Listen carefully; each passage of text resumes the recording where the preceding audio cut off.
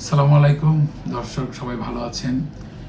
এখন ঘরে ঘরে যেরকম ঠান্ডা, জ্বর, সর্দি, কাশি এগুলো হচ্ছে, যেটি বলছিলাম যে এগুলো নানান রকমের ভাইরাস বাহিত রোগ দিয়ে এরকম সর্দি, জ্বর, ঠান্ডা এগুলো হয়।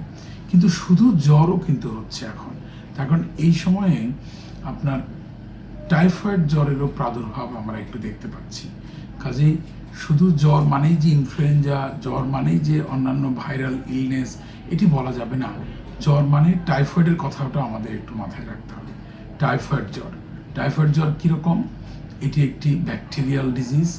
এটি খাবারের মাধ্যমে আমরা একজন মানুষ আরেকজন মানে খাবারের মাধ্যমে এই রোগের সংক্রমণ ঘটতে পারে।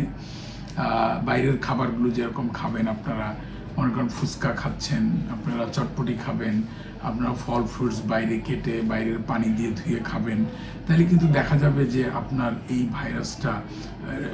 ভাইরাস না, দুঃখিত, এটি একটি ব্যাকটেরিয়া। এই ব্যাকটেরিয়াটা আপনার মধ্যে সংক্রমণ ঘটাতে পারে।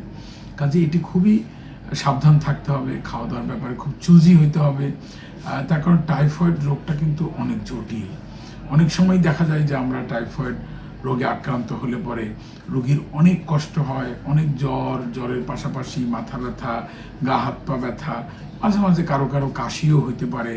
শুরুর দিকে একটু পায়খানা কনস্টিপেশন থাকে, পরে এক সপ্তাহ যদি পার হয়ে যায়, 7 দিন যদি পার হয়ে যায়, তাহলে দেখা যায় যে একটু ডায়রিয়ার সংক্রমণও ঘটতে পারে।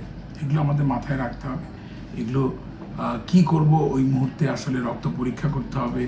আমরা একটা পরীক্ষা দেখি, ভিডাল টেস্ট। দর্শক, আপনারা ভিডাল টেস্টের উপর মোটেও গুরুত্ব দিবেন না। ভিডাল টেস্টটা আসলে টাইফয়েডের কোনো টেস্টই না। এটা নিয়ে আমি দেখেছি আমাদের দেশের মানুষ খুবই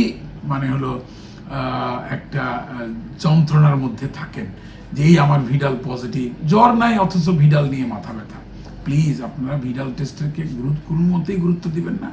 এটি হলে আপনি আপনার ডাক্তারের কাছে যান, ডাক্তারকে বলেন যে টাইফয়েডটা একটু এক্সক্লুড করেন। যদি 5 দিন 7 দিনের জ্বর হয়, তাহলে অবশ্যই টাইফয়েডটা এক্সক্লুড করা উচিত। সেজন্য ব্লাড কালচার করতে হবে। অনেক সময় ব্লাড কালচার যে পজিটিভ হবে তাও কথা নয়, কিন্তু ব্লাড কালচার হলো gold standard test for typhoid fever. তো যাই হোক, টাইফয়েড ফিভার যদি হয়, আপনার ডাক্তার সাহেব সেটা ধরবেন এবং বুঝবেন, সেইভাবে আপনাকে চিকিৎসা দিবেন। চিকিৎসা নিয়ে খুব বেশি কিছু আমি বলতে চাই না এখানে। এ পর্যন্তই। আশা করি সবাই ভালো থাকবেন। আসসালামু আলাইকুম।